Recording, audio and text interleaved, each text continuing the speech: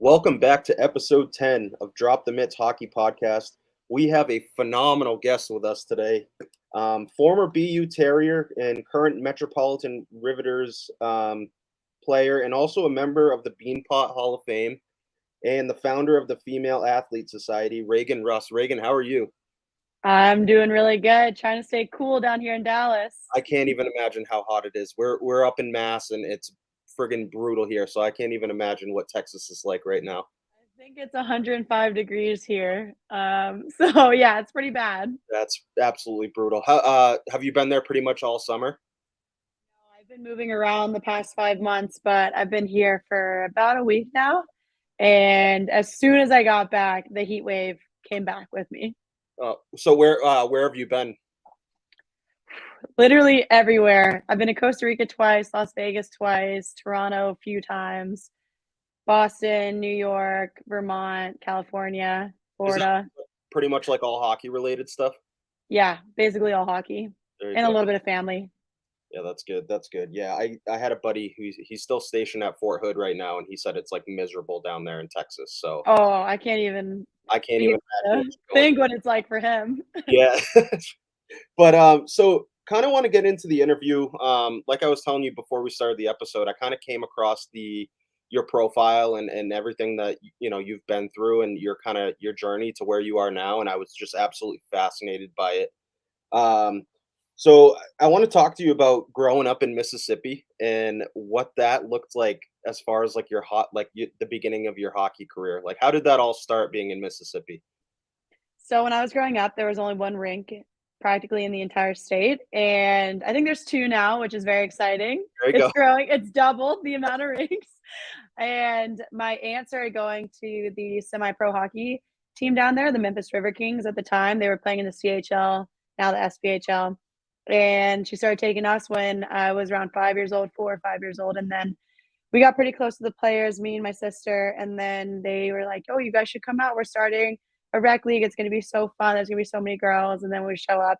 It's like us and 30 boys, and we end up sticking with it for about 5 years down in Mississippi before we started traveling, but like still living in Mississippi and playing hockey. That's awesome. Yeah, it's crazy because I remember like so when I first got stationed down south in Alabama, and I brought my hockey bag with me, and the first thing they told me, they're like, "Why would you bring that? There's not the closest rink is like 4 hours away in Huntsville." And so, like I said, when I saw Mississippi on your profile, I was like, "What? How? I didn't even know they had hockey there." But So it's random. incredible. Yeah, it's so random. And like, I was reading through Wikipedia, and it was saying that you commuted 12 hours every other weekend to play. Like, that's insane. Talk to us about what that looked like and how like was that draining on you? Like, Yeah, technically 24 hours because it was that was only one way, the 12 hours there, then the 12 hours back. oh, that was But one way. yeah, that was one way. So we would drive from Mississippi, normally most Thursday afternoons, like right after school when my mom would get out of work, and then we go pick up my best friend and her family, and then we would drive up either to Pittsburgh or Detroit or wherever our tournament was that weekend. And sometimes we just have practice weekends, so we would drive up with some families and then like stay with them. It was crazy, honestly. We get back at like 3 in the morning on Mondays How if we were lucky. yeah, like that's insane.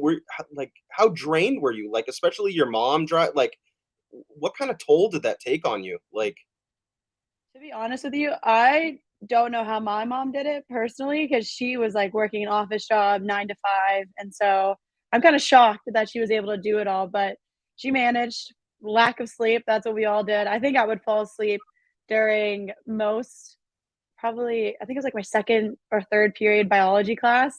My teacher just knew. She would just let me sleep. She felt so bad for me. And yeah, no, it was definitely challenging, but I mean, we did all of our homework in the car, whatever we needed to do to catch up. It wasn't too hard at that point in time because we were still in like middle school slash ninth grade, so it wasn't too bad. yeah, you know the things that parents do for their kids. Like I'm sure she wouldn't change Mhm. it for the world, and you know I'm sure you're extremely grateful for everything that you know she helped with. Oh yeah, she's a crazy but incredible woman at the That's same time. And then so the next thing at 15, you moved to Lake Placid, New York, um, to attend the National Sports Academy. What was that adjustment like moving up to New York? Um, and was it a culture shock to you? And what helped you adjust to that move? I don't think the adjustment was too challenging for me. That was probably one of my easiest moves that I've ever made, and I think it's because I was just so excited for not having to travel as much as I did. Turns out we were still doing 24-hour bus trips, Yeah. but our school was, like, accommodating to that, so I think it helped that I wasn't alone in it, so I was always on a bus with, like, the other 20 girls on my team, and we became really close almost, like, instantly, and so we always refer to each other as a family, and actually, one of the trips I took this year down to Florida was to see one of those girls that I went to prep school with No way. over 12 years ago now. That's awesome. What would you say was, like, your most difficult move? Probably from RIT to BU.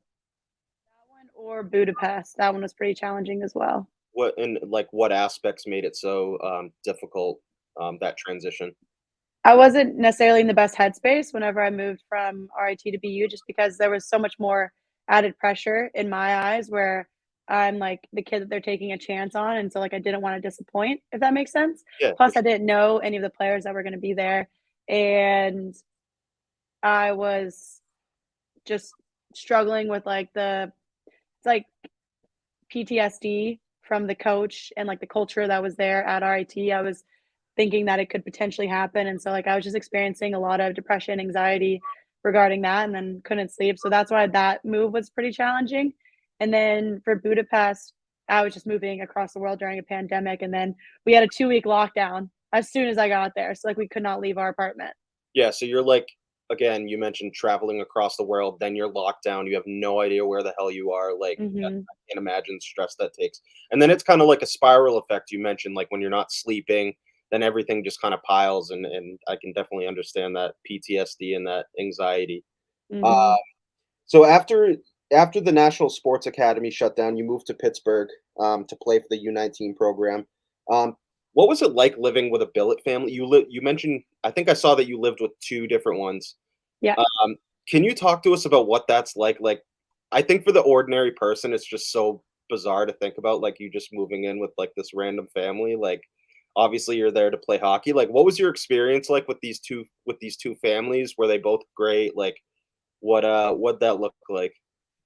So my first year moving to Pittsburgh was my junior year, and that was my then 3rd high school, and so I was kinda just used to being the new kid at that point, but it kinda helped having my billet sisters actually went to the same high school as me, and so, like, I was able to have friends that way and everything along those lines, but for the most part, I was just, like, used to being by myself when it came to, like, being at home, so, like, mixing that all in, I was sharing a room, like, a bunk bed and everything, and so I was like, I mean, it's kinda like prep school, but at the end of the day, it just the right place for me, if that makes sense. Yeah. Like, we just grew up differently, and I have nothing against them whatsoever, they're a great family, but our chemistry, like, was not there whatsoever, so that's why I ended up going to another, I ended up going back home for well, to Texas, home, for, like, 2 months, and I went to a new school down there. And then And so then what about that second was the second family a little bit better? A little bit better chemistry, I guess? yeah, because they I was just, like, used to always traveling by myself, always having to do everything for myself, cook for myself, anything along those lines, and whenever I was with that new billet family, their daughter had already gone to college, she was gone for work all the time, their husband was, like, a state senator, and so I was just, like, No by way. myself. Yeah, Are you serious? yeah, so it was like a there was, like, 2 different dynamics. One had, like, young kids and, like, a full family, and the other one was like, "Ah, do whatever you want." And so, like, that actually meshed with my personality a lot better, where I just had the freedom to come and go as I pleased. They missed that in the game notes, the senator piece. That's wild. Uh, Yeah, was he I was nice I to her or pardon? like, how like, what was that like? Like, that must have been so bizarre to, like I can't even imagine what that's like living with, like, a freaking politician.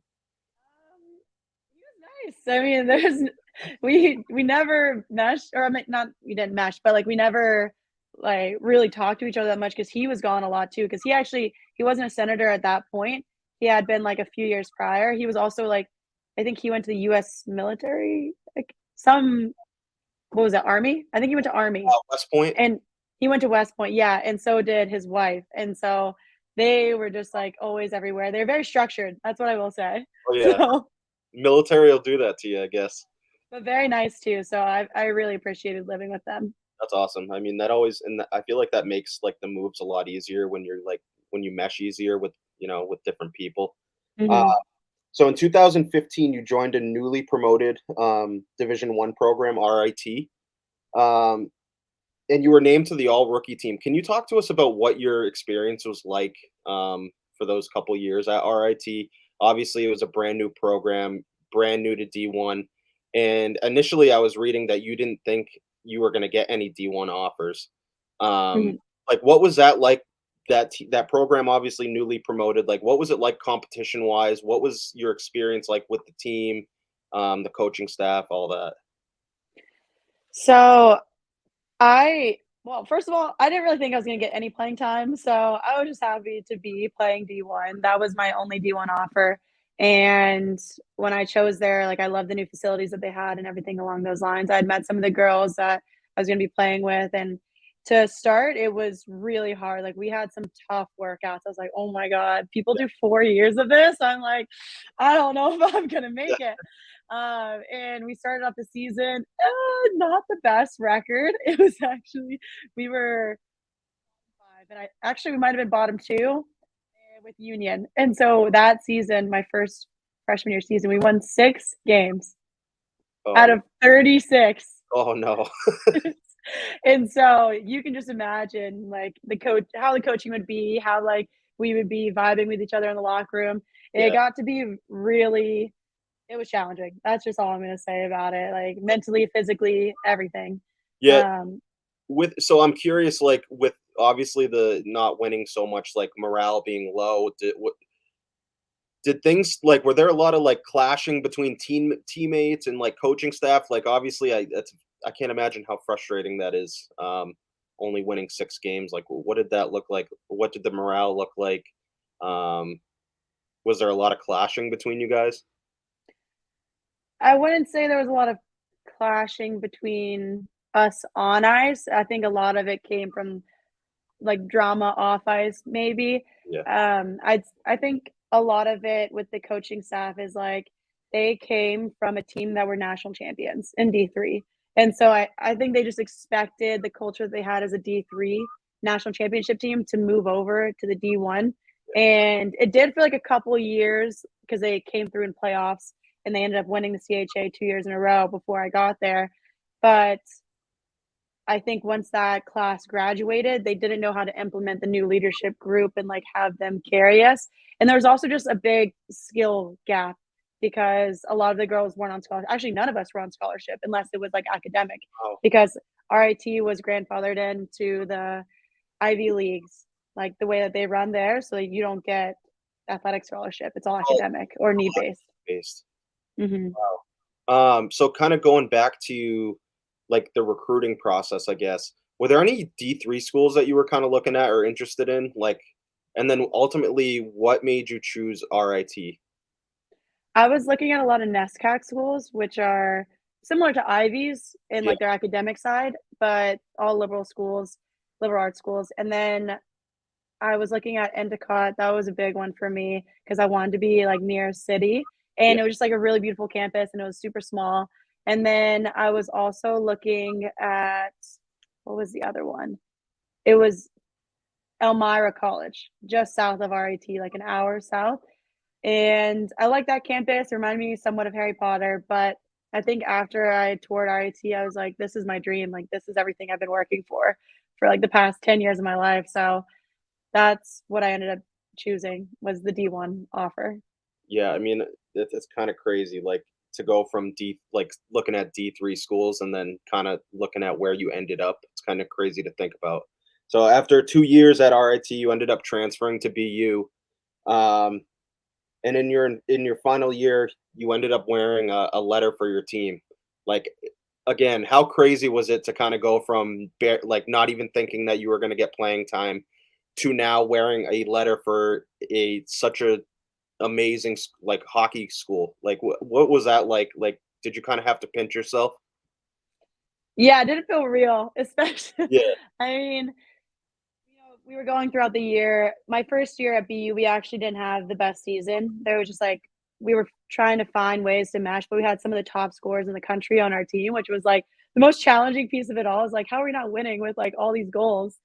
And that second year, um, we kind of just did everything that we could to change the culture around as like, we're not going to rely on two people, we're relying on the entire team. So everybody needs to know their role and like where they fit in.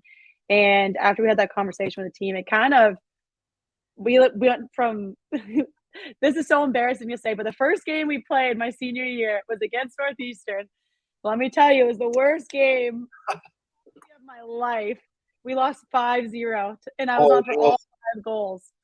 And you but were -5. I was a -5. Some were on like the PK. A Oh, couple were on the PK. oh, that's all right. I was -3, but like I felt like those were all A fives little on bit me. better. No, not so much. In my head, it was like, this is tough. And Yeah. then I remember going into the locker room and just laughing. I was like, well, you can only go up from here. And I wrote to myself, I was like, I will never be as embarrassed as I felt during that game in any other game this year. And like, that's the team we ended up beating in one of the Beanpot games. And so I think it was good to have that wake up super early in the season because we played the next, I don't know, maybe 6, 7 games and then just went on a winning streak and Yeah. became top 10 in the country. Yeah, you guys had an unbelievable season. Yeah. Um, Kinda going back to wearing that letter, have you always, like, at that point in time, did you kinda consider yourself a leader? Like, what extra responsibility was added by wearing that letter? Yeah, I'd say I've always been a leader on teams in different ways, either from my work ethic or just like speaking up in the locker room. So like ninth grade, I was a captain, and then like when I was leaving RIT, the conversation that I had with the coach was, "Well, we were going to make you a captain next year," and I was like, "Yeah, I'm still gonna leave." Not good enough. But I that being at BU, just expect the most out of yourself and you expect to give everything, not just for yourself, but for the team. And so that was kind of always my mentality going into every single workout, every practice. I just wanted to be a good teammate. And, that's what my teammates ultimately saw in me and the coaching staff. And so me and the two other captains, we worked really hard to one, like not only over the summer where we were getting girls involved, like having these group chats, mixing them with leaders on the like different leaders that weren't wearing letters and mixing those with the freshmen, like getting them acclimated before they even got to school. And then we had a lot of team bonding that happened. We had a lot of meetings with the leadership development coach at BU at the time.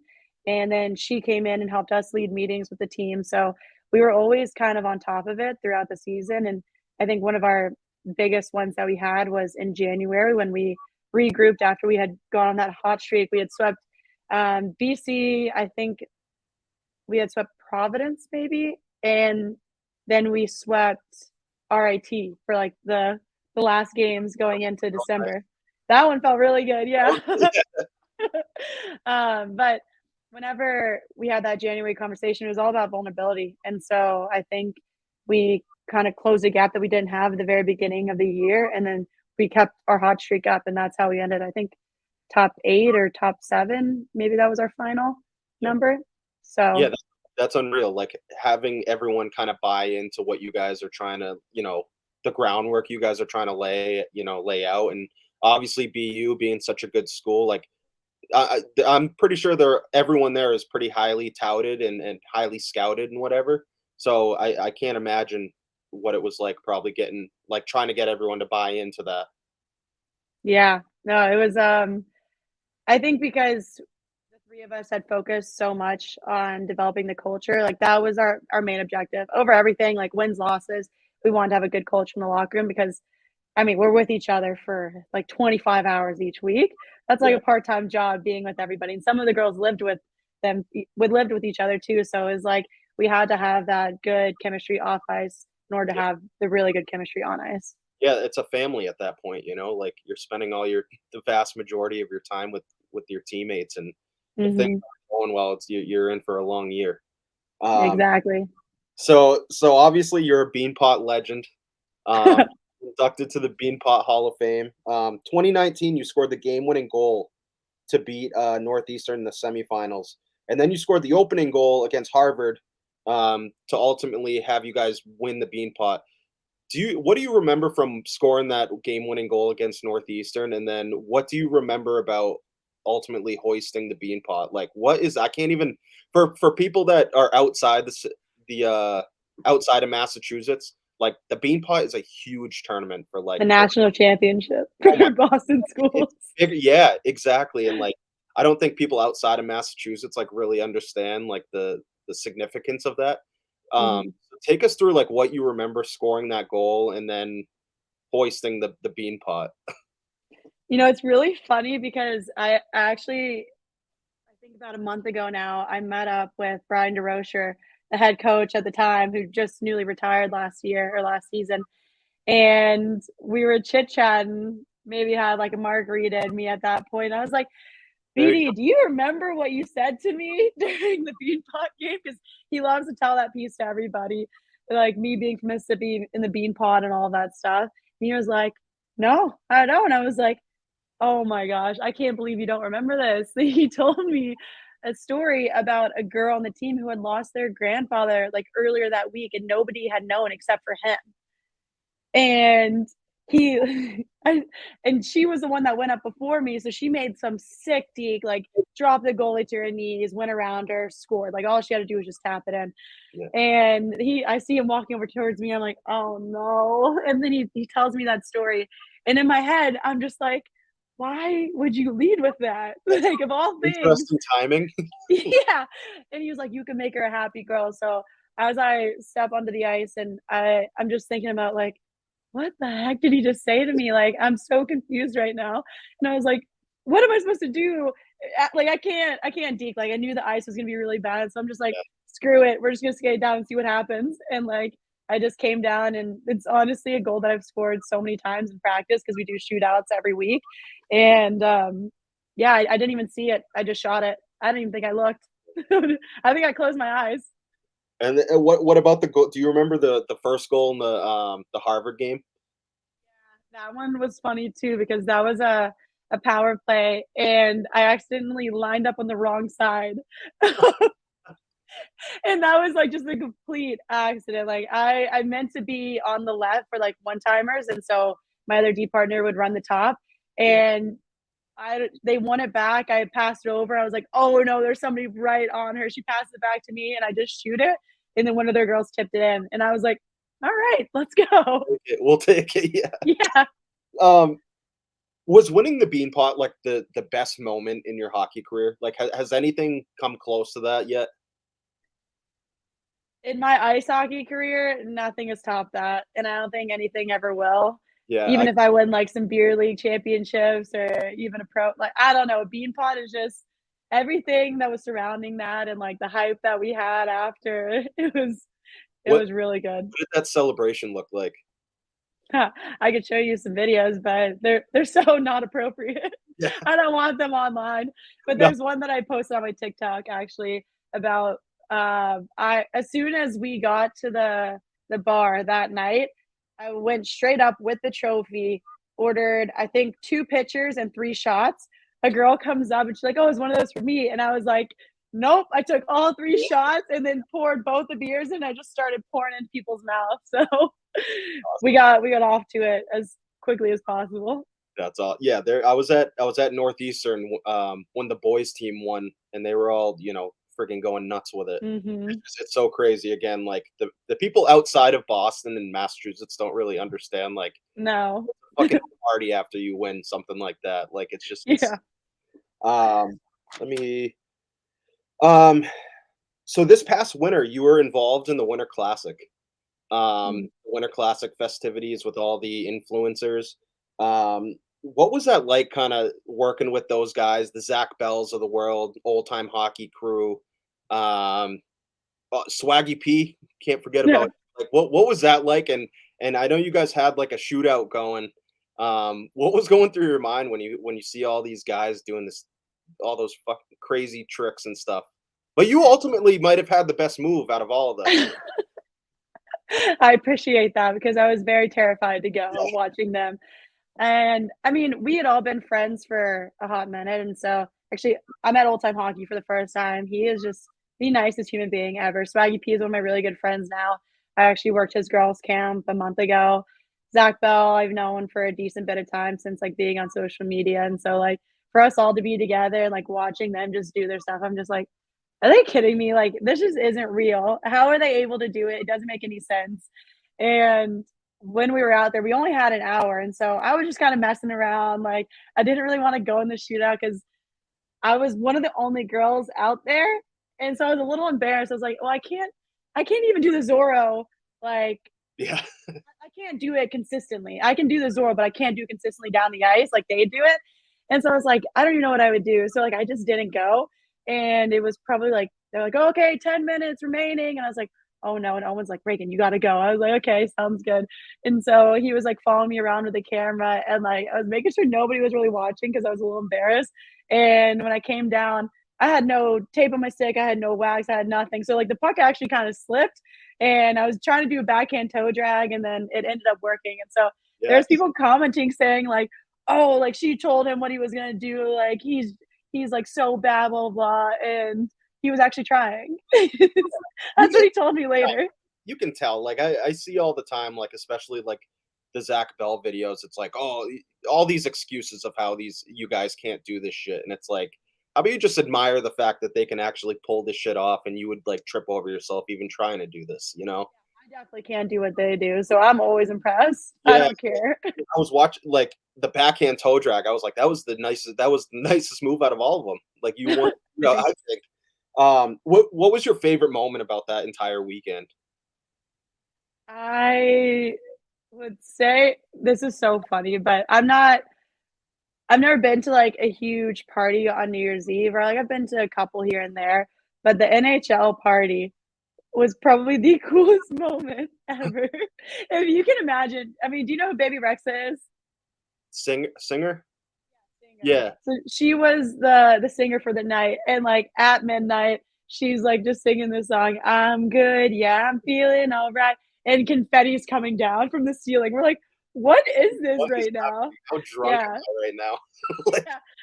That was one of my favorite moments. But I also think just like hanging out with the guys and just we chat all the time now, and I think seeing their moves and everything. We got to go on the ice like three separate times at Fenway, so I don't know how much more awesome that can get. Plus, I saw Sidney Crosby up close and personal, but who's like my favorite player. So I have a lot of favorite moments from that week, honestly. yeah, we my fiance and I were at the game too, and Were you? yeah, we were. So we sat like I think we were on the opposite side of all the benches, probably like 5 rows up. But the ice, Mhm. like where the seats were, it was kind of hard to see. Like all you saw was like the upper half of the players.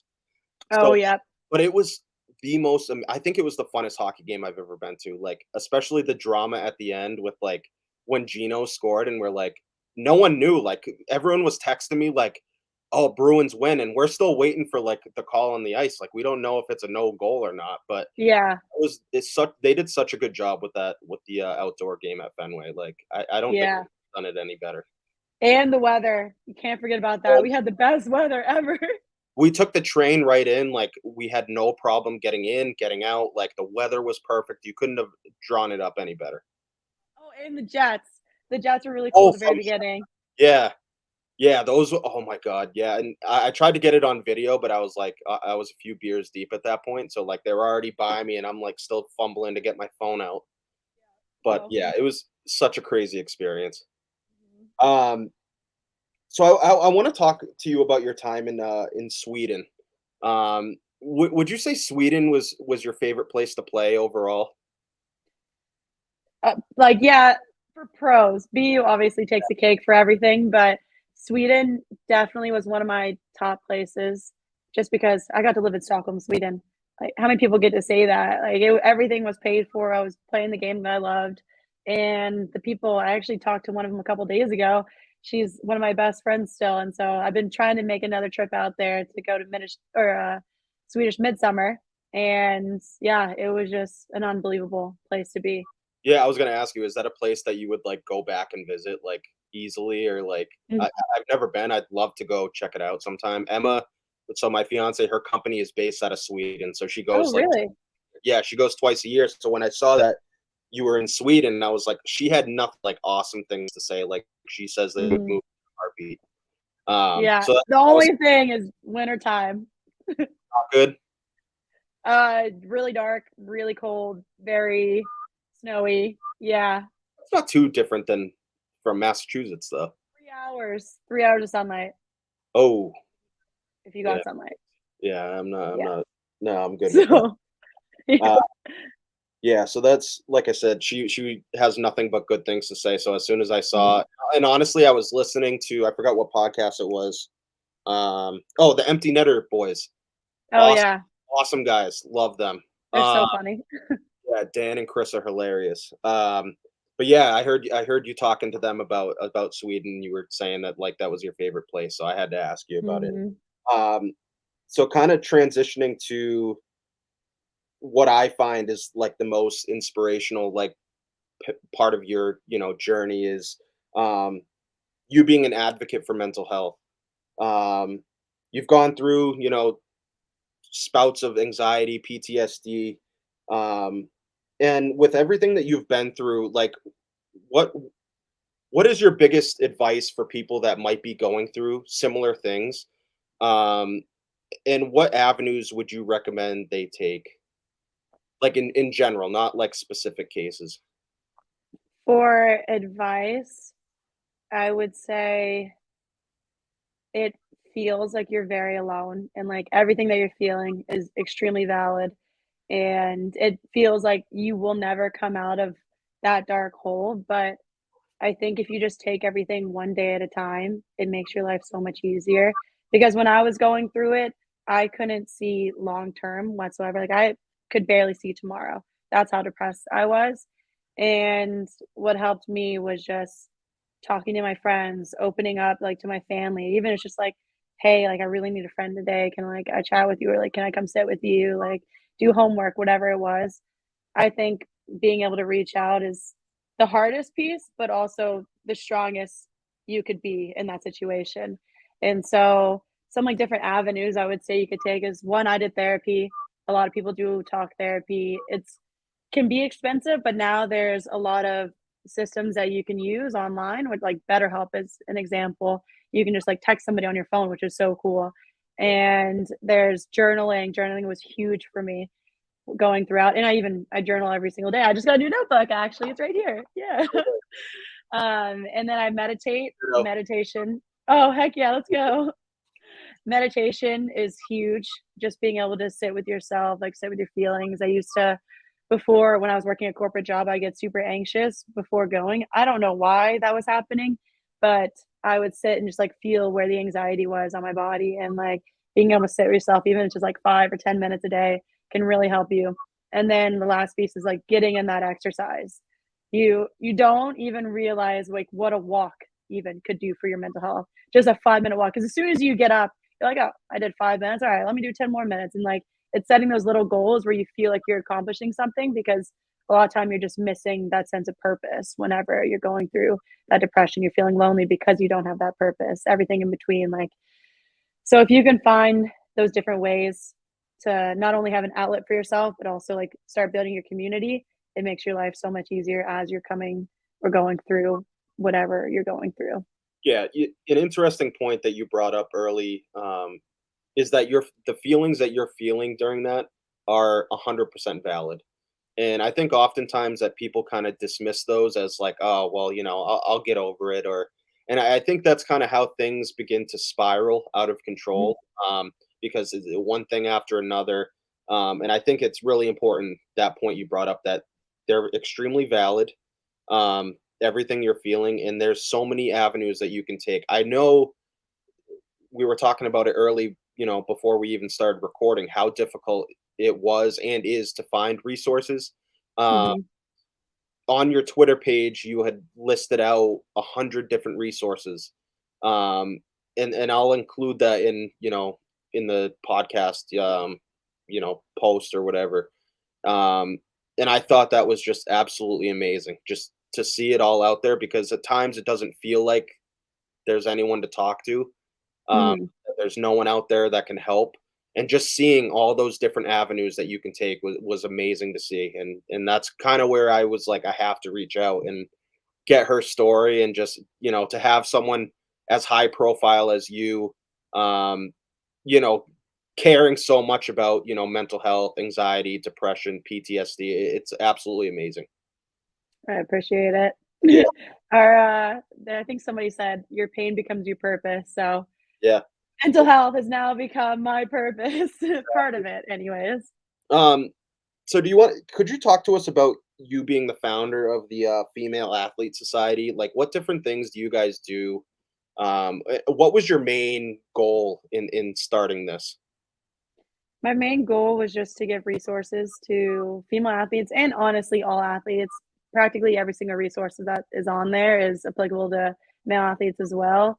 And I started it whenever I came back from Budapest because I had wanted to have my own mentorship at the time. So I put out a TikTok and it ended up blowing up. I think there was like maybe 120,000 something likes on it, Wow. and I had over 2,000 messages in my DMs on TikTok and Instagram, literally broke them to the fact that like I couldn't even respond to everybody. And I was like, okay, something needs to happen real quick.